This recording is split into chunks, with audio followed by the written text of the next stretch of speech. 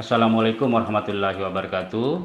Bersama saya Mustarudin, staf pengajar Departemen Pemanfaatan Sumber Daya Perikanan, Fakultas Perikanan dan Ilmu Kelautan IPB University.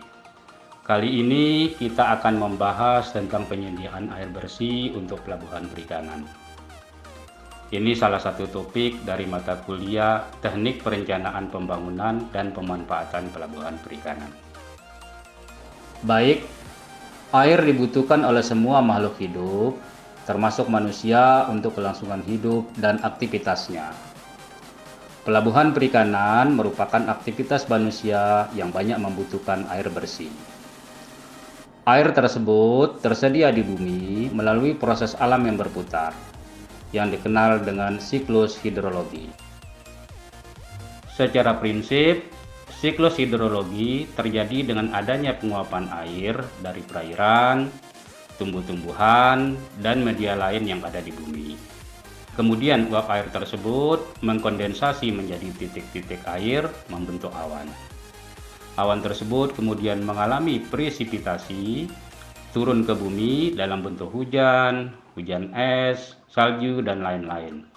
Lalu mengalir atau run off di permukaan dan mengisi bagian-bagian perairan serta tanah. Dari kondisi tersebut, kita bisa menemukan sumber-sumber air untuk pelabuhan perikanan. Sumber air dapat dibagi berdasarkan media penyediaannya dan kealamian sumber. Berdasarkan media penyedia, sumber air berasal dari media angkasa, permukaan bumi, dan perut bumi. Sedangkan berdasarkan kealamiahan sumbernya, sumber air untuk pelabuhan perikanan dapat berasal dari sumber alami, sumber buatan, dan sumber siklik. Namun untuk kepentingan pengolahan dan memenuhi beragam kebutuhan air bersih di pelabuhan, maka kealamiahan sumber lebih menjadi perhatian. Sumber alami air diantaranya air sungai, air tanah, air danau, air situ, dan air hujan. Sumber buatan bisa berupa waduk, danau buatan, sumur, dan air PDAM. Sedangkan sumber siklik diantaranya air hujan, air tanah, air permukaan, dan air laut. Air dari sumber-sumber tersebut dapat menjadi air baku atau air yang perlu diolah kembali, air bersih, bahkan air industri dan air minum, tergantung dari kualitas air dari sumber-sumber yang ada. Standar air baku, air bersih, dan air minum berbeda-beda menurut negara. Namun pengaturannya mengacu kepada ketentuan atau peraturan yang berlaku di negara-negara terkait. Juga kepada standar WHO terutama untuk produk perikanan yang bertujuan ekspor.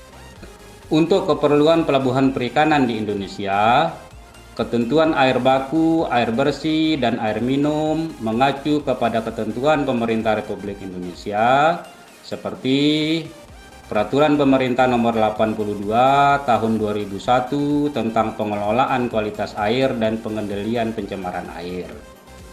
Peraturan Menteri Kesehatan Nomor 492 Tahun 2010 tentang persyaratan kualitas air minum.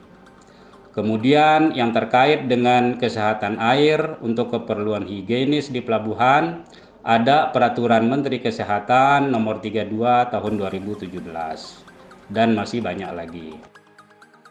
Namun secara umum, sasaran awal penyediaan air bersih, terutama pada saat pelabuhan perikanan dibangun, adalah diupayakan dapat menemukan air dengan kualitas diantaranya tidak sada atau setidaknya kesadahannya masih termasuk rendah.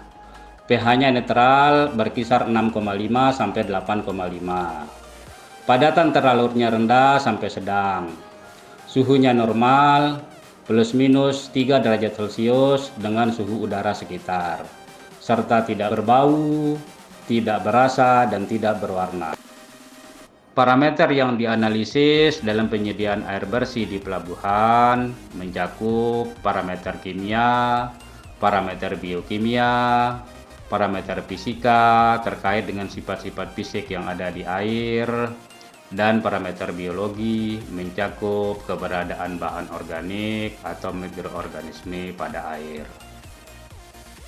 Kalaupun nanti ada aktivitas-aktivitas di pelabuhan yang membutuhkan air dengan kualitas lebih baik, maka dapat dikembangkan teknologi yang dapat memenuhi kebutuhan tersebut, dan air yang tadi menjadi air bakunya. Berikut aktivitas-aktivitas yang banyak membutuhkan air di pelabuhan perikanan.